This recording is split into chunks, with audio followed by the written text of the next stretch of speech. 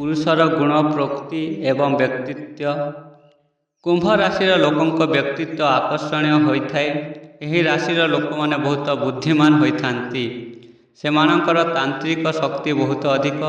ସେମାନେ ବୁଦ୍ଧିମାନ ଲୋକଙ୍କ ସହିତ ବନ୍ଧୁତା କରିବାରେ ବିଶ୍ୱାସ କରନ୍ତି। ଗୋଠ ମାନସିକତାର ଅନୁସରଣ କରିବା ସେମାନଙ୍କର ଅଭ୍ୟାସ ନୁହେଁ। କୁମ୍ଭ ରାଶିରେ ଜନ୍ମିତ ଲୋକମାନେ ନିଜ କାମରେ ହସ୍ତକ୍ଷେପ ସହ୍ୟ କରନ୍ତି ନାହିଁ। ସାମାଜିକ କାର୍ଯ୍ୟରେ ସକ୍ରିୟ ଭାବରେ ଅଂଶଗ୍ରହଣ କରନ୍ତୁ। ସେମାନଙ୍କର ଇଚ୍ଛା ଶକ୍ତି ପ୍ରବଳ। ଯଦି ସେମାନେ କିଛି ଠିକ୍ଠାକ୍ ବୋଲି ଭାବନ୍ତି ତେବେ ସେମାନେ ଏହାକୁ ଠିକ୍ ପ୍ରମାଣିତ କରିବାରେ ଶେଷ ମୁହୂର୍ତ୍ତ ପର୍ଯ୍ୟନ୍ତ ଲଢ଼ିବାକୁ ପ୍ରସ୍ତୁତ ରହିଥାନ୍ତି। ଆପଣଙ୍କର ତୀକ୍ଷ୍ଣ ଦୂରଦୃଷ୍ଟି ଅଛି ଏବଂ ଆପଣ ଲୋକମାନଙ୍କୁ ମାର୍ଗଦର୍ଶନ କରନ୍ତି।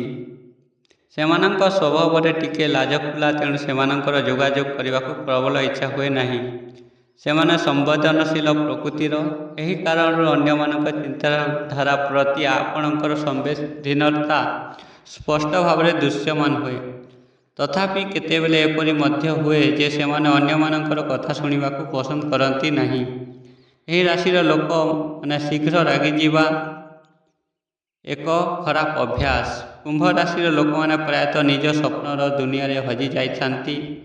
ତଥାପି ସେମାନେ ଗୋଷ୍ଠୀରେ ମଧ୍ୟ ଭଲ ସାଥୀ ଭାବରେ ଉଭା ହୁଅନ୍ତି। ପ୍ରେମ କ୍ଷେତ୍ରରେ ସେମାନେ ଟିକେ ଅଧୈର୍ଯ୍ୟ, କଳ୍ପନାଶୀଳ ମନେ ହୁଏ।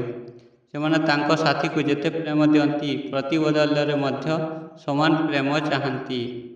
ଶାରୀରିକ ଗଠନରେ ସେମାନେ ପତଳା, ଉଚ୍ଚ, ମୁହଁ ବଡ଼, ବେକ, ପିଠି, କଟି, ଜଙ୍ଘ, ଗୋଡ଼ ଲମ୍ବା। ସେମାନଙ୍କର କେଶ ବହୁତ ଘନ ଏବଂ ଲମ୍ବା। ସେମାନଙ୍କ ମୁହଁ ସୁନ୍ଦର ଏବଂ ମୁହଁରେ ଗଭୀରତା ପ୍ରତିଫଳିତ ହୁଏ। ସେମାନଙ୍କର ଆଖି ଉଜ୍ଜ୍ୱଳ।